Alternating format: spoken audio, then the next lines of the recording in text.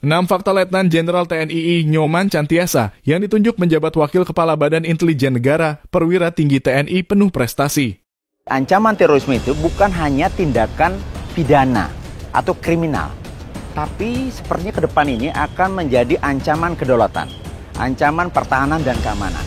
Panglima TNI kembali melakukan rotasi dan promosi jabatan di lingkungan TNI. Salah satu yang masuk rotasi dan promosi adalah Letnan Jenderal TNI Nyoman Cantiasa, yang ditunjuk menduduki jabatan Wakil Kepala Badan Intelijen Negara. Badan Intelijen Negara atau disingkat BIN adalah lembaga pemerintah non-kementerian Indonesia yang bertugas melaksanakan tugas pemerintahan di bidang intelijen. Rotasi dan promosi jabatan itu berdasarkan surat keputusan Panglima TNI nomor Kep/1286/11 angka Romawi/2023 tertanggal 9 November 2023. Sosok Letjen Nyoman Cantiasa sendiri merupakan orang yang terlibat langsung dalam 2 dari 3 operasi besar TNI, yakni pembebasan sandera aksi teror OPMD Mapenduma tahun 1996 saat menjadi anak buah Prabowo Subianto dan aksi teror perompak Somalia di pembajakan kapal MV Sinar Kudus tahun 2011 saat menjadi Dansat 81 Gultor Kopassus. Untuk lebih mengenal sosok Letjen Nyoman Cantiasa, berikut ini sejumlah fakta menarik tentangnya. Mulai jadi lulusan terbaik Akmil 1990 hingga menyandang pangkat Letnan Jenderal TNI. Yang pertama, lulusan terbaik Akmil tahun 1990. Prestasi putra kelahiran Buleleng, Bali 26 Juni 1967 ini telah mulai ditunjukkan sejak lulus dari Akademi Militer tahun 1990. Beliau berhasil untuk mendapat penghargaan Adi Makayasa dan Tri Sakti Wiratama atau dinobatkan sebagai lulusan terbaik pada tahun tersebut. Dan merupakan siswa dengan karya tulis terbaik di Krek 41 Sesko TNI tahun 2014. Yang kedua, punya riwayat panjang di Kopassus.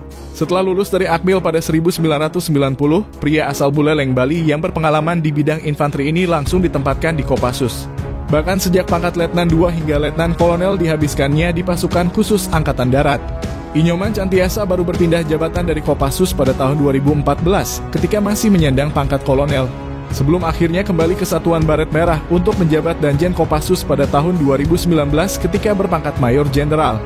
Yang ketiga, ikut serta dalam operasi pembebasan sandera Mapenduma. Tugas operasi ini diemban ketika Nyoman Cantiasa masih berpangkat Letnan 1 dan menjabat sebagai Wakil Komandan Subtim Detasemen 81 Penanggulangan Teror. Operasi pembebasan sandera di Papua yang kala itu bernama Irian Jaya ini, mereka yang ikut serta harus menghadapi kelompok OPM yang menyandera sekitar 26 orang. 2 orang diantaranya dari Belanda dan 4 orang lainnya berasal dari Inggris.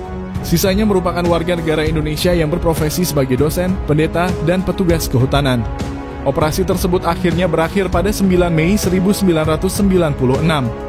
Dalam penyerbuan pasukan Kopassus tersebut terdapat 2 sandera yang tewas, yakni Matthijs Josias Lasembu, seorang peneliti ornitologi, dan Nevi Panekenan, seorang peneliti biologi. Yang keempat, Komandan Upacara Penurunan Sang Merah Putih. Saat masih berpangkat kolonel, beliau terpilih menjadi Komandan Upacara Penurunan Sang Merah Putih dalam rangka memperingati hari ulang tahun ke-68 kemerdekaan Republik Indonesia di Istana Merdeka pada tanggal 17 Agustus 2013 silam. Menjadi seorang komandan upacara yang didatangi tokoh-tokoh besar Indonesia tentu menjadi kebanggaan tersendiri. Terlebih prajurit yang terpilih untuk mengisi posisi tersebut harus menjalani seleksi ketat.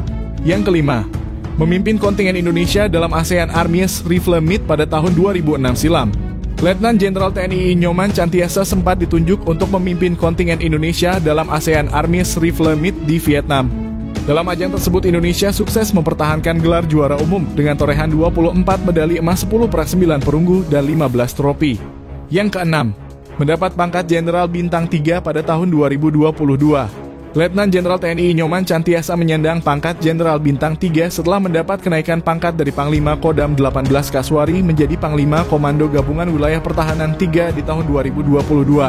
Menurut laman resmi TNI, setelah kurang lebih 1 tahun menjabat sebagai Pangkogab Wilhan 3, barulah pada 15 Mei 2023 mengemban amanat sebagai Koordinator Staf Ahli Kepala Staf Angkatan Darat, dan hingga dipercaya kembali menduduki jabatan strategis yaitu Wakil Kepala Badan Intelijen Negara.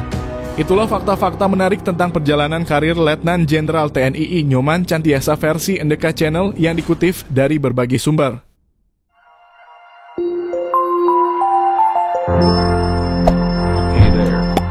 Subscribe to my channel.